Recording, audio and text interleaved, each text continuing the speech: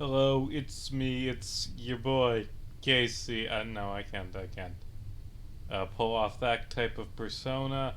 This is my playthrough of Pokemon Sapphire on my second channel where I talk about videos and respond to comments and talk about my life. How's my life doing? Well, today was a Saturday where I had to work because I'm a reporter.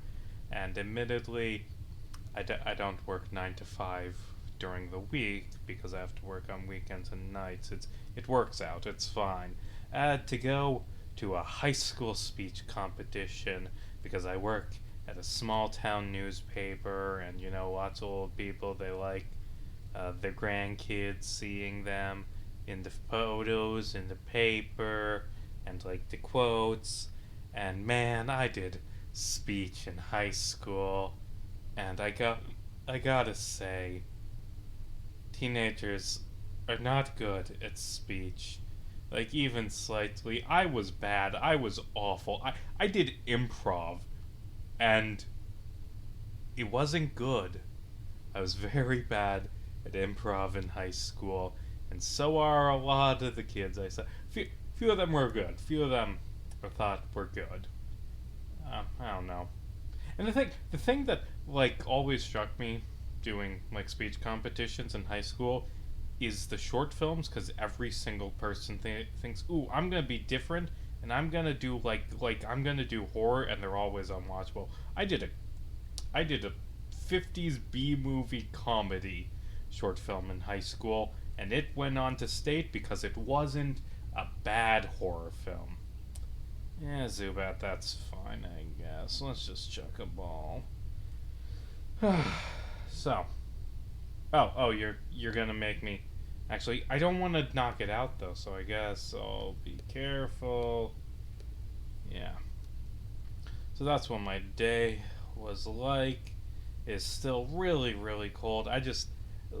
Like I'm preaching to a choir. This is not new observations. People have made this before, but having to just clear that ice off of the windshield is the worst thing. Like, your fingers physically just in pain. And, okay.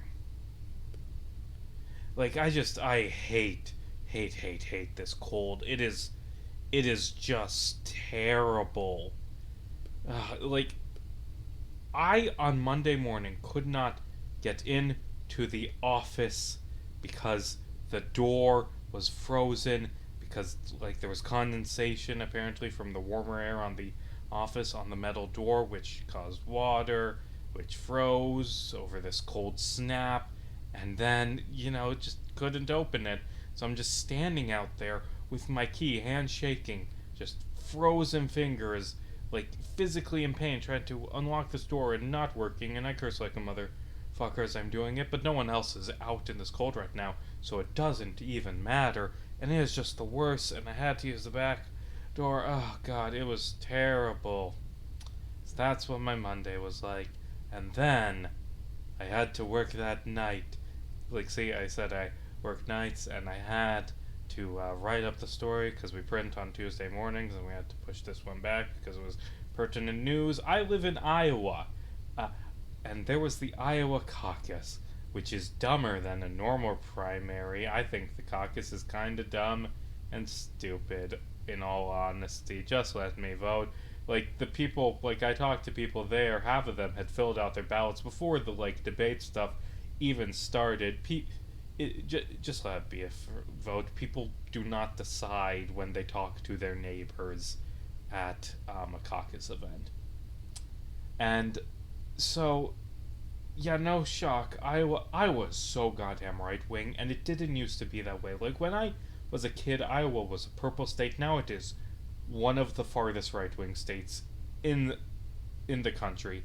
Of like elected officials, every single federal one is conservative. Every major state level one, with the exception of the state auditor, is a Republican. Like, Iowa has gone far to the right over my lifetime, and I've read theories on why a lot of people like point to Iowa cities, like that.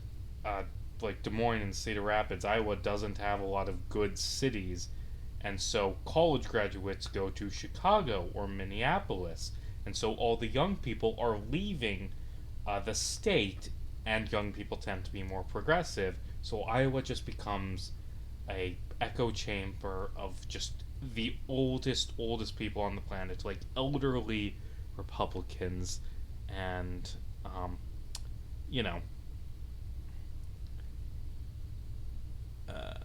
sorry, I'm looking for my comment. Armageddon, that's a cool name for this useless fucking flower. Gotta actually respond to comments, so putting complaining about politics on hold for a moment. So, last week's video was a parody video called The Legion of Doom Gets a New Member. And what inspires this is for a Batman video essay that I'm working on. What inspired this video is I read through all of Infinite Crisis and its prologues, and one of those is Villains United, which features Lex Luthor putting together a massive army of supervillains. The main twist is that it isn't actually Lex Luthor, but no one knows that. So the point is, a bunch of DC supervillains get together and form an army, and among them is Captain Nazi. He's one of the main players in Villains United. This guy named Captain Nazi, who has a swastika on his chest. So basically, I'm doing the old Legion of Doom from the Supervillains show. Like, Lex is like, I've got a new member, meet Captain Nazi. And Riddler's like, oh, fuck no, Lex, we can't do this. They're gonna call us Nazis.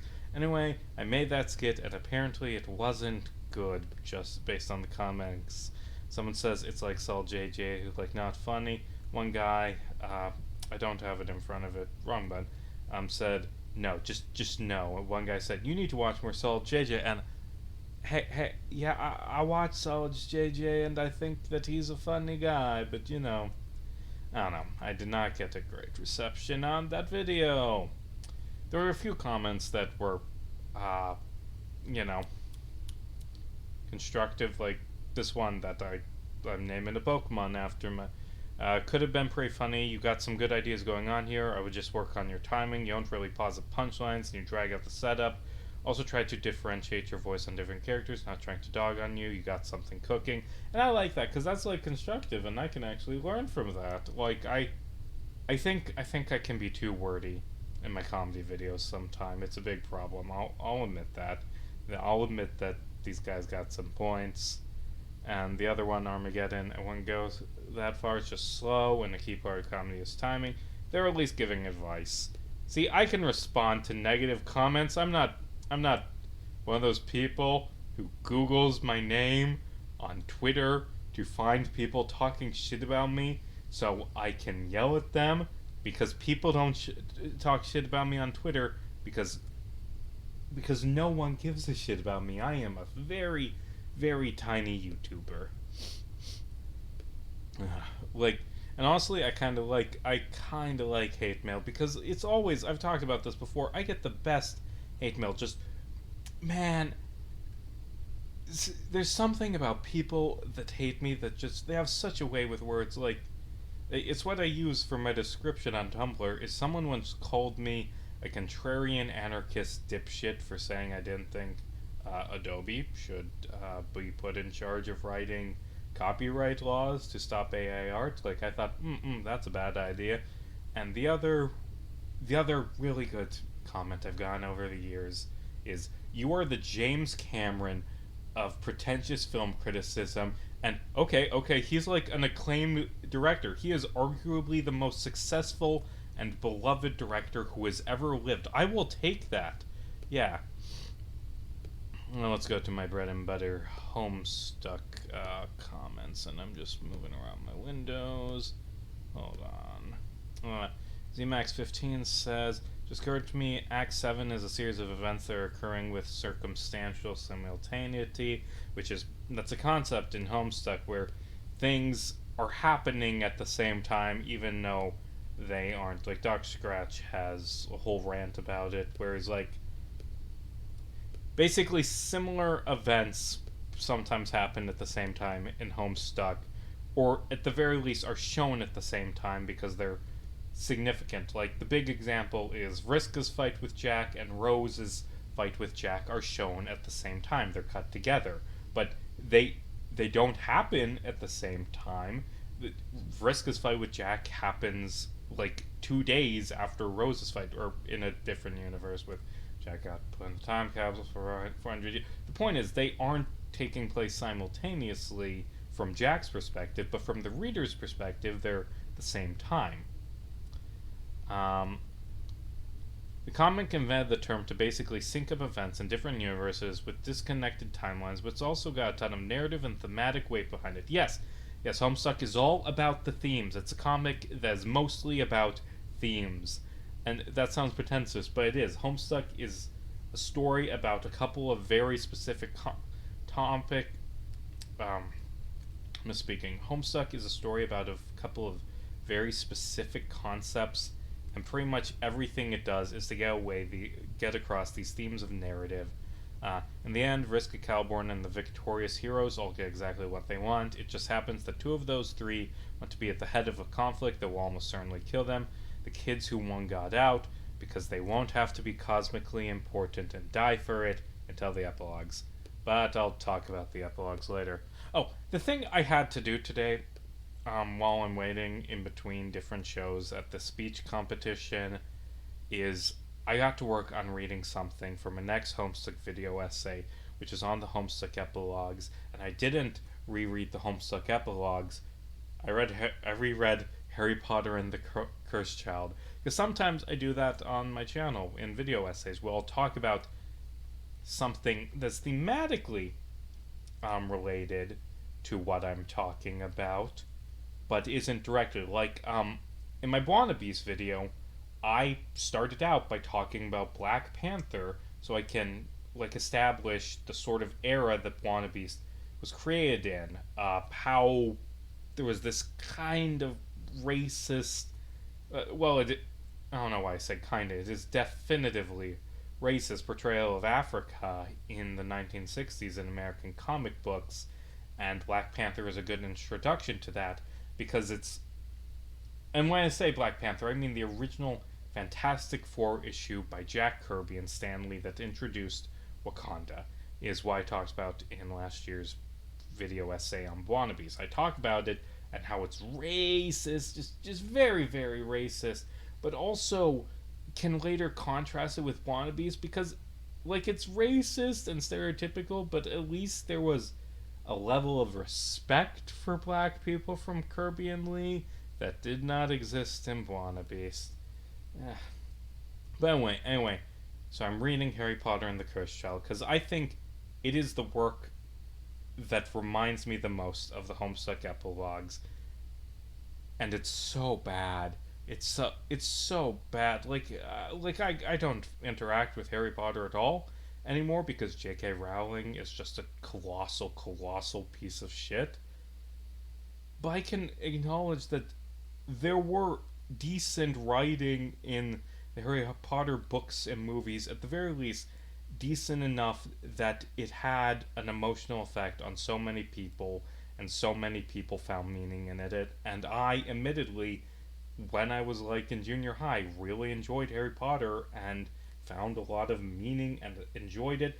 And this is to get into the fact that I, and as far as I know, every single other person who has read or seen The Cursed Child has felt absolutely nothing towards it.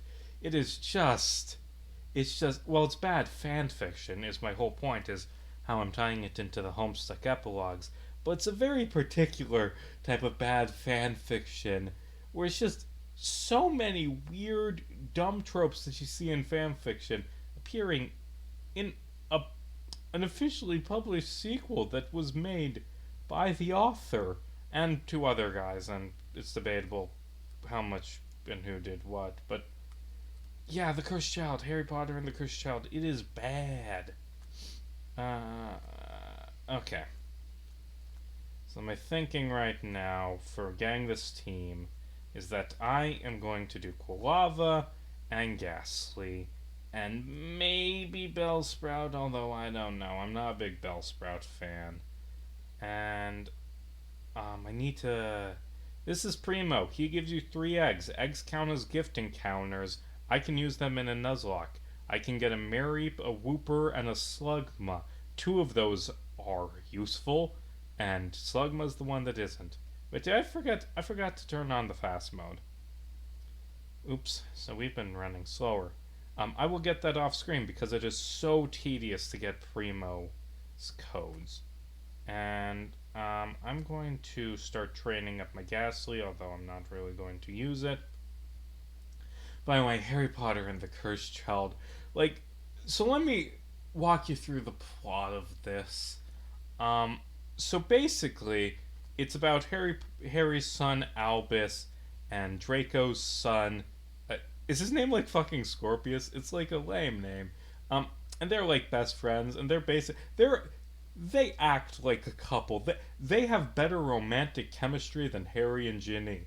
They are they are a couple, except at the end, I didn't read it all in one sitting, but I'm pretty sure at the end, isn't it like, yes, we saved the day and we're together again. Now let's go get girlfriends. Yes, I think we should get girlfriends. You, my heterosexual partner, I am also heterosexual. Like it just, I don't know, it's dumb. But anyway, those two are friends, and Al gets sorted into Slytherin, and Harry is like disappointed, and he has to live in the shadow of the boy who lived, and blah blah yada yada. So we've set up this character dynamic, and then toss all that shit aside because you know what this story is about. This is about time travel in the most generic and stupid way possible because they travel back to the Goblet of Fire to try and save Cedric Diggory because they get manipulated by this lady named Delphi, and they try and save Cedric, and because of that, it makes Ron and Hermione broken up, and then they travel back again, which kind of makes the first travel back a bit pointless. They travel back and they save Cedric, and like Harry survives and wins the Triwizard Tournament. Don't worry about that. But Cedric is so annoyed that he lost the tournament that he didn't really care too much about. Like he was willing to share the win with Harry because he was a chill dude. He's so angry about not winning that he becomes a fucking Nazi. He joins Voldemort's wizard Nazis and kills Harry. Like Harry dies because Cedric wasn't murdered. It's so fucking stupid. And the time travel plot only exists because the rules of time travel. Like Harry Potter has very clear rules about how time travel works in the story, and a lot of people ask like Trey like actually it's plausible that they didn't just use the time travel to go save Harry's parents. That is it's very explicit about how the time tuner works, where it can only go back a few hours and it creates stable time loops. And fuck that, because this is a special Back to the Future time tuner that does whatever the fuck J.K. Rowling wants. Yay! It's just such a stupid, mediocre book. Or actually, it's a play script, which honestly, that's part of why it's bad, because J.K. Rowling was a prose writer, not a playwright. And it really the dialogue is also a really bad thing. Like I'm consistently like, wow, that dialogue is really stilted and generic. I don't think this is very well written. The point is, Harry Potter and the Cursed Child, not a good book. And anyway, let's talk about the Iowa primary or caucus. I I knew I lived in a really right wing place. I didn't know the pure extent of it, because I discovered, because I had to report on this, I live in the most pro Trump county in the entire state of Iowa. And no, I'm going to make sure I get Merit before I do that so it's not dupes clause. Instead, we're getting an unknown. Let's find a comment to name my unknown about. But yeah, like 74.6% of my county voted for Donald J. Trump. It is just ridiculous. People fucking love him. And like I'm a reporter. I'm doing my job. I'm asking people at the primary, who are you voting for and why? and the biggest issue to me is immigration. It is just horrible, and I'm gonna be honest, I don't really give two shits about immigration. It does not negative affect me, negatively affect me even slightly. I could not fathom giving this much of a shit about immigration. Like, not healthcare, not the environment, not uh, civil liberties, none of that. None of that shit that affects me. Like, uh, I give a shit about. What I give a shit about is that someone who isn't white moved to Texas and wasn't victimized by the U.S. government first. Like, this is just unconscionable. And so of course they love Trump. If their biggest issue is immigration, the guy who's saying fucking Nazi shit about immigrants, of course they're gonna love him.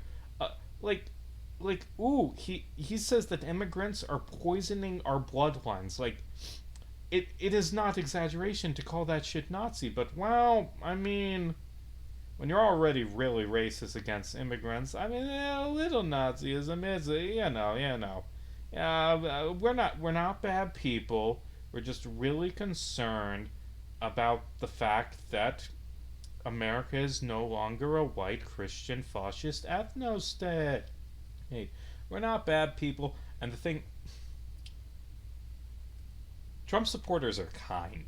Is the thing. They're not like, yeah. You see the uh, the angry mobs trying to murder the vice president, and the average person, they're not like that. They're nice and friendly, and also will go to bat and defend and fight for the other group who, you know, are the fucking worst. Are just downright violent fascists.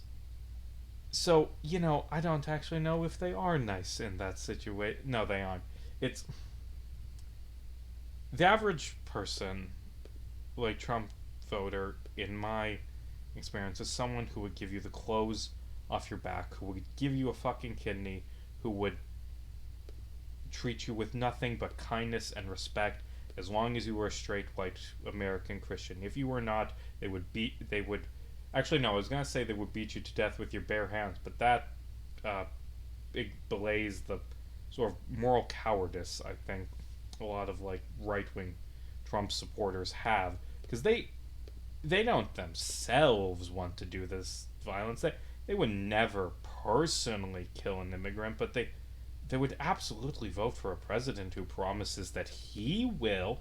Like, they don't. They're not violent. They're not mean. They would never hurt someone for not being white. But I mean, if politicians gonna carry out fucking atrocities, then might as well.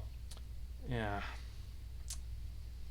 And the Adam Murray, 1988, says turn tech godhead, more like turn tech giving head. Ha ha ha. I'm not doing your name, Adam. Actually, no. I was going to say I'm doing turn tech giving head. I don't have the characters for it, so I'm just doing Adam Murray. Yes, and this will end this with my weekly rant about Republicans and complaining about Harry Potter. And I'm gonna go get the Primo eggs now. And then I got to get to Azalea Town for the Bugsy. Ew, another unknown. I don't like unknown very much. It's just, I've tried. I did. There was a time when I played through this game and I used the worst team I could come up with, just abysmal, awful Pokemon. I forget the exact team, but I remember that it included Unknown, because Unknown is, without exaggeration, the least useful Pokemon in any Pokemon game. Love Disc is infinitely more usable than Unknown. Ditto, way, way, way more usable than Unknown. Unknown is terrible. So yeah, this is the end of that.